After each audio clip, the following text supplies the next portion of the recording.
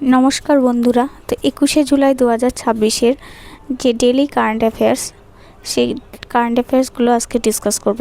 প্রথমে ডিটেল আলোচনা করব এবং তারপরে এমসিকিউ আছে। তো দেখো, প্রথমে আজকের গুরুত্বপূর্ণ কারেন্ট অ্যাফেয়ার্সের মধ্যে দেখো, ভারতের প্রথম night safari project. Supreme court দীর্ঘ আইনি এবং পরিবেশগত পর্যালোচনার পর লখনউতে ভারতের প্রথম নাইট সাফারি প্রজেক্ট তৈরির সবুজ সংকেত দিয়েছে। সেটা হলো কুকরেল নাইট সাফারি হলো। তাহলে ভারতের প্রথম নাইট সাফারি প্রজেক্টটা কোথায় হচ্ছে? লখনউতে। স্ট্যাটিক থেকে দেখো কীরকম কোশ্চেন আসতে পারে। উত্তরপ্রদেশের রাজধানী আমরা জানি লখনউ, কোন নদীর তীরে অবস্থিত? গোমতী। আর বর্তমান মুখ্যমন্ত্রী যোগী আদিত্যনাথ। তো উত্তরপ্রদেশ যেটা লখনউ রাজধানী, সেটা কিন্তু গোমতী নদীর তীরে অবস্থিত। নেক্সট দেখো, 60তম জ্ঞানপীঠ পুরস্কার ঘোষণা। বিশিষ্ট তামিল কবি ও গীতিকার আর বৈরামথু 2025 সালের জন্য মর্যাদাপূর্ণ 60তম জ্ঞানপীঠ পুরস্কারে ভূষিত হয়েছেন। জ্ঞানপীঠ পুরস্কারগুলো এগুলো নিয়ে একটা সানডে জিকে সিরিজ অবশ্যই আসবে, তো এই পুরস্কার বিষয়টা ভালো করে দেখে রাখতে হবে। স্ট্যাটিক দেখো এখানে যেটুকু আছে, জ্ঞানপীঠ পুরস্কার প্রতিষ্ঠিত হয় 1961 সালে। প্রথম জ্ঞানপীঠ পুরস্কার বিজয়ী ছিলেন জি শঙ্কর কুরুপ, মালায়ালাম ভাষা থেকে। আর প্রথম মহিলা বিজয়ী আশাপূর্ণা দেবী, বাংলা ভাষা থেকে হলো। তাহলে এখন যেটা পাবে আর বৈরামথু, তিনি কোন ভাষার কবি? তামিল কবি। আর যে মালায়ালাম ভাষা থেকে প্রথম জ্ঞানপীঠ পুরস্কার পেয়েছিলেন জি শঙ্কর কুরুপ। আর প্রথম মহিলা বিজয়ী হয়েছিলেন আশাপূর্ণা দেবী, বাংলা ভাষা থেকে হলো। এই স্ট্যাটিক জিকের পার্টগুলো একটু ভালো করে জেনে রাখলে বিভিন্ন রকম আপকামিং এক্সামগুলো আছে, সেগুলোতে অবশ্যই তোমরা ভালো স্কোর করতে পারবে। নেক্সট হলো, গির অরণ্যে চতুর্থবারের মতো ভারতীয় ধূসর ধনেশ পাখির প্রজনন।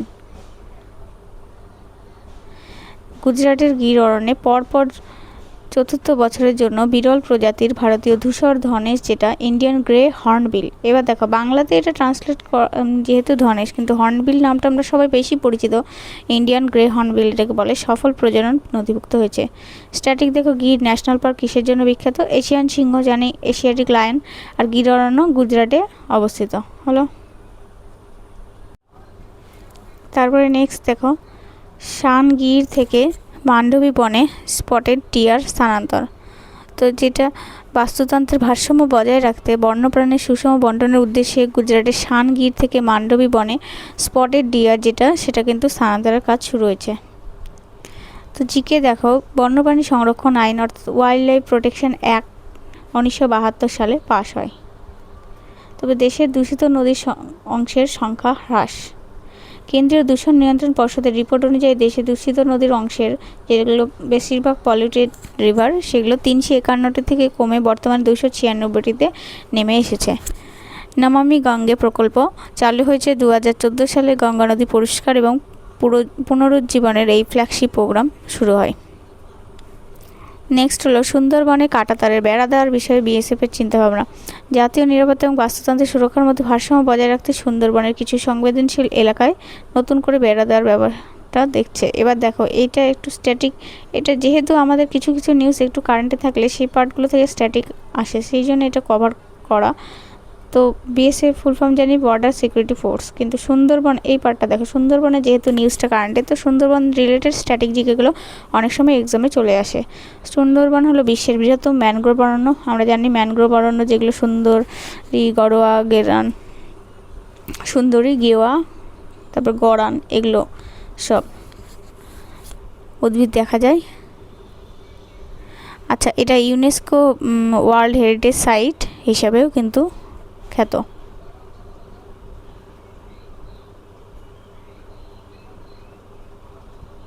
মুদ্রাস্ফীতি এবং কাঠামোগত দৃষ্টিভঙ্গি নিয়ে আরবিআই এর পর্যালোচনা। ভারতের অর্থনীতিতে সম্প্রতি মুদ্রাস্ফীতির কারণ এবং তার কাঠামোগত প্রভাব নিয়ে নতুন অর্থনৈতিক প্রতিবেদন প্রকাশ করেছে রিজার্ভ ব্যাংক।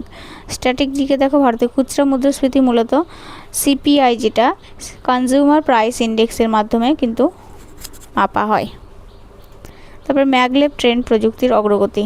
ভারতীয় রেল নেটওয়ার্কের দ্রুতগতির যাতায়াত ব্যবস্থার উন্নতির জন্য ম্যাগলেভ, যেটা ম্যাগনেটিক লেভিটেশন বা চুম্বকীয় ভাসমান ট্রেন প্রযুক্তি নিয়ে নতুন করে গবেষণা ও সমীক্ষা শুরু হয়েছে। স্ট্যাটিক দেখো, ম্যাগলেভ ট্রেন ট্রাকের সাথে কোনো শারীরিক যোগাযোগ ছাড়াই চুম্বক শক্তির সাহায্যে বাতাসে ভেসে চলে। আমরা জানি যে চৌম্বকের শক্তি কি, চৌম্বক যদি আমরা এখানে ব্যবহার করি এত দূর, অনেক দূর পর্যন্তই কানেকশন যায়। তো সেই ক্ষেত্রে এখানে সেই রকমই পরিকল্পনা করার চিন্তাভাবনায় রয়েছে, দেখা যাক কতটা হয়। তবে বলছে ডেকন ওডিসি ট্রেন পরিষেবা পুনরুজ্জীবন, পর্যটন ক্ষেত্রে গতি আনতে এবং বিলাসবহুল রেল ভ্রমণকে জনপ্রিয় করতে মহারাষ্ট্র পর্যটন উন্নয়ন কর্পোরেশন ডেকন ওডিসি ট্রেন নতুনভাবে সাজিয়ে তোলার সিদ্ধান্ত নিয়েছে। তো স্ট্যাটিক দেখো, ভারতের প্রথম রাজধানী এক্সপ্রেস চালু হয় 1969 সালে হাওড়া থেকে নতুন দিল্লি। আন্তর্জাতিক সৌর জোটে নতুন দেশের অন্তর্ভুক্তি, পুনর্নবীকরণযোগ্য শক্তি এবং সৌরশক্তির প্রসারে আন্তর্জাতিক সৌর জোটে যেটা আইএসএ সম্প্রতি আরও একটি ল্যাটিন আমেরিকার দেশ আনুষ্ঠানিকভাবে যুক্ত হয়েছে। আইএসএ যেটা সদর দপ্তর, এই ইম্পর্টেন্ট দেখো স্ট্র্যাটেজিক, এটা গুরুগ্রাম হরিয়ানা ভারতে। আর আইএসএ প্রতিষ্ঠিত হয় 2015 সালে ভারত এবং ফ্রান্সের যৌথ উদ্যোগে। কে কে আছে আইএসএর মধ্যে? ভারত এবং ফ্রান্স। নেক্সট দেখো WHO, যেটা ট্র্যাডিশনাল মেডিসিন গ্লোবাল সামিট, যেটা হু, ঐতিহ্যবাহী চিকিৎসা ক্ষেত্রের প্রসার ঘটাতে বিশ্ব স্বাস্থ্য সংস্থার উদ্যোগে নতুন গ্লোবাল সেন্টারের কার্যক্রম আরও বিস্তৃত করা হয়েছে। হু যেটা, সেটা সদর দপ্তর জেনেভা, সুইজারল্যান্ড। আর এটি প্রতিষ্ঠিত হয় 7 এপ্রিল 1948 সালে। এই যেমন হু যে এর সদর দপ্তর, RBI এর সদর দপ্তর, এই বিষয়গুলো কিন্তু আমরা যতটা ডিসকাস করবো তত কিন্তু আমাদের প্র্যাকটিস হয়ে যাবে।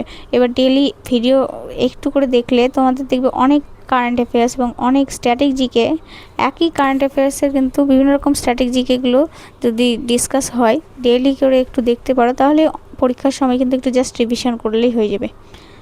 ভারতীয় বংশোদ্ভূত বিজ্ঞানী বৈজ্ঞানিক উদ্ভাবন পুরস্কার, মার্কিন যুক্তরাষ্ট্রে বিজ্ঞান এবং প্রযুক্তিতে বিশেষ অবদানের জন্য ভারতীয় বংশোদ্ভূত এক শীর্ষস্থানীয় গবেষক মর্যাদাপূর্ণ সম্মান পেয়েছে।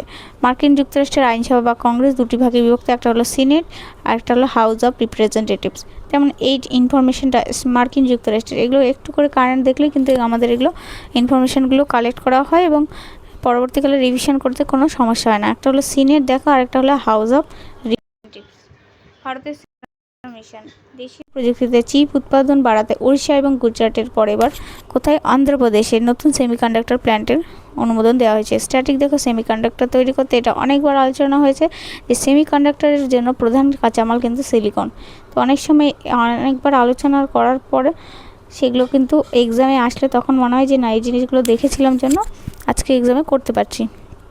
আসামের ঐতিহ্যবাহী বয়ন শিল্প GI ট্যাগ, আসামের একটি বিশেষ ঐতিহ্যবাহী গামছা এবং হস্তশিল্প পণ্য নতুন করে ভৌগোলিক নির্দেশক যেটা GI ট্যাগ স্বীকৃতি পেয়েছে। এই আসাম থেকে কিন্তু GI ট্যাগ নিয়েও একটা জিকে সিরিজ আসবে, তো সেখানে সবগুলো কভার করব এবং কারেন্ট অ্যাফেয়ার্সের মধ্যে টুকটাক যতটা হচ্ছে চেষ্টা করছি।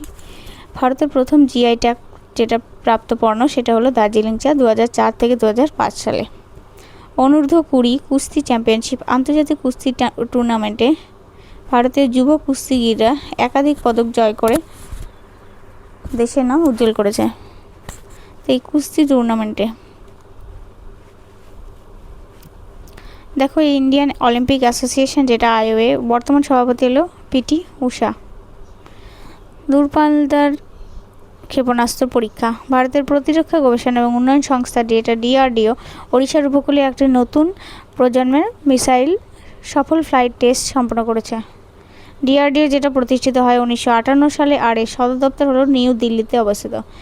খাদি এবং গ্রামীণ শিল্প পর্ষদের নতুন উদ্যোগ, গ্রামীণ অর্থনীতি চাঙ্গা করতে খাদি পণ্যের যে অনলাইন বিপণন বৃদ্ধি এবং এটার জন্য কিন্তু নতুন একটা ডিজিটাল পোর্টাল লঞ্চ করা হয়েছে। স্ট্যাটিক দেখো, খাদি যেগুলো এবং গ্রামীণ শিল্প কমিশন এর আইন 1956 সালের মাধ্যমে গঠিত হয়েছিল। নেক্সট হলো ন্যাশনাল হাইওয়ে নেটওয়ার্ক সম্প্রসারণ, সড়ক পরিবহন মন্ত্রক দেশের পাহাড়ি অঞ্চলে লজিস্টিক এবং যোগাযোগ ব্যবস্থা উন্নত করতে নতুন টানেল প্রজেক্টের অনুমোদন দিয়েছে। ভারতের দীর্ঘতম টানেল হলো অটল টানেল, যা কোথায়? হিমাচল প্রদেশে অবস্থিত। নেক্সট হলো গ্রিন হাইড্রোজেন পলিসি, কার্বনের নির্গমন কমাতে বড় বড় শিল্পগুলিতে গ্রিন হাইড্রোজেন ব্যবহার এখন চলছে, সেটারই ঘোষণা করা হয়েছে। হাইড্রোজেনকে ভবিষ্যতে জ্বালানিও বলা হয়, ফুয়েল অফ দ্য ফিউচার।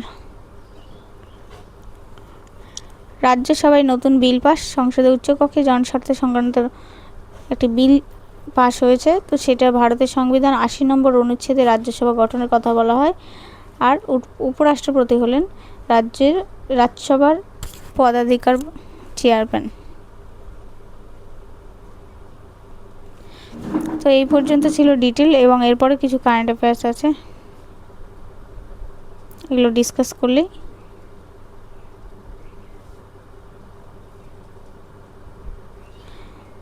তোমাদের প্র্যাকটিস হয়ে যাবে। তো দেখো, সুপ্রিম কোর্টের সবুজ সংকেত পাওয়ার পর ভারতের প্রথম নাইট সাফারি প্রজেক্ট কোথায় তৈরি হতে চলেছে? গুয়াহাটি, লখনউ, ভোপাল আর রাঁচি। তাহলে আমরা দেখলাম যে লখনউ যেটা, সেটাতে এই প্রজেক্টটা রয়েছে।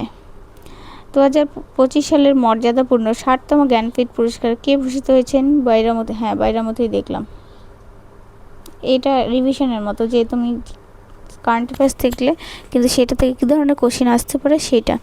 বিরল প্রজাতির ভারতীয় ধূসরধনের বা ইন্ডিয়ান গ্রে হর্নবিলের সফল প্রজনন সম্প্রতি কোথায় নথিভুক্ত হয়েছে? সুন্দরবন, কাজিরাঙ্গা, গির অরণ্য, করবেট। আমরা এগুলো আলোচনাই করিনি, গিরটা আলোচনা করেছি, তাই না? তারপর গুজরাটের গির অরণ্যে প্রধানত কোন প্রাণীর জন্য বিশ্বজুড়ে বিখ্যাত? একশৃঙ্গ গন্ডার না, এশিয়ান সিংহ। একশৃঙ্গ গন্ডার কোথায়? এটা কাজিরাঙ্গা। বন্যপ্রাণী সংরক্ষণ আইন, ওয়াইল্ড লাইফ প্রোটেকশন অ্যাক্ট ভারতে কত সালে পাস হয়েছিল? 1970, 1972, 1980, 1986। তাহলে 1972 সালে। পরিষ্কার জন্য নমামি গঙ্গে কত সালে চালু হয়? 2014। হ্যাঁ, 2014 সালেই। তারপরে দেখো, সুন্দরবনের সংবেদনশীল এলাকায় নতুন করে ফেন্সিং বা বেড়া দেওয়ার বিষয়টি বিএসএফ দেখছে, বর্ডার সিকিউরিটি ফোর্স। ভারতে খুচরা মুদ্রাস্ফীতি মূলত কোন সূচকের মাধ্যমে? এটা দেখো, আমরা দেখলাম সিপিআই, তাই না, কনজিউমার প্রাইস ইন্ডেক্স। মহারাষ্ট্র পর্যটন উন্নয়নের কর্পোরেশন এমটিডিসি কোন বিলাসবহুল ট্রেন পরিষেবাটিকে নতুনভাবে সাজিয়ে তোলার সিদ্ধান্ত নিয়েছে? নতুনভাবে ডেকেন ওডিসি যেটা, সেটাকে। তারপরে আন্তর্জাতিক সৌরজোটে আইএসএর সদর দপ্তর কোথায় অবস্থিত? আইএসএর সদর দপ্তর গুরুগ্রাম, হরিয়ানাতে অবস্থিত। বিশ্ব স্বাস্থ্য সংস্থা হু কত সালে প্রতিষ্ঠিত হয়েছিল? হু 1947 সালের 15 আগস্ট না, 1948। হ্যাঁ, 1948 সালের 7 এপ্রিল। সেমিকন্ডাক্টর তৈরিতে, এটা তো সবাই জানি যে সিলিকন। তারপর ভারতের প্রথম জিআই ট্যাগ প্রাপ্ত পণ্য হলো দার্জিলিং চা, প্রথম যেটা, সেটা দার্জিলিং চা। ইন্ডিয়ান অলিম্পিক অ্যাসোসিয়েশন আইও এর বর্তমান সভাপতিকে? পিটি ঊষা বর্তমানে আছেন। প্রতিরক্ষা গবেষণা এবং উন্নয়ন সংস্থা যেটা ডিআরডিও কত সালে প্রতিষ্ঠিত হয়? 50, 58, 62, 69, 58 সালে। খাদি এবং গ্রামীণ শিল্প কমিশন কেভিআইসি আইন কত সালে পাস হয়েছিল? 1956 সালে। হিমাচল প্রদেশে অবস্থিত ভারতের দীর্ঘতম সড়ক টানেল যেটা, সেটা কোনটা? জওহর টানেল, অটল টানেল। হ্যাঁ, অটল টানেল। রসায়ন এবং পরিবেশ বিজ্ঞানে কোন গ্যাসকে ভবিষ্যতের জ্বালানি বা ফুয়েল অফ দ্য ফিউচার বলা হয়? অক্সিজেন না, হাইড্রোজেনকে। ভারতীয় সংবিধানের কত নম্বর অনুচ্ছেদে রাজ্যসভা গঠনের কথা বলা হয়েছে? 79 না, 80। রাজ্যসভার পদাধিকার বলে চেয়ারম্যান কে হন? রাষ্ট্রপতি, উপরাষ্ট্রপতি। তো আজকে এই ছিল আজকের ডেলি কারেন্ট অ্যাফেয়ার্স। তো আশা করি বুঝতে পারছো। এভাবে করে যদি ডেলি একটু করে প্র্যাকটিস করতে থাকো, তোমাদের অনেকটাই পরীক্ষার সময় কিন্তু এগিয়ে যাবে। আজকে ভিডিওটা এই পর্যন্ত থাকলো, নেক্সট ভিডিওতে দেখা হচ্ছে। ধন্যবাদ।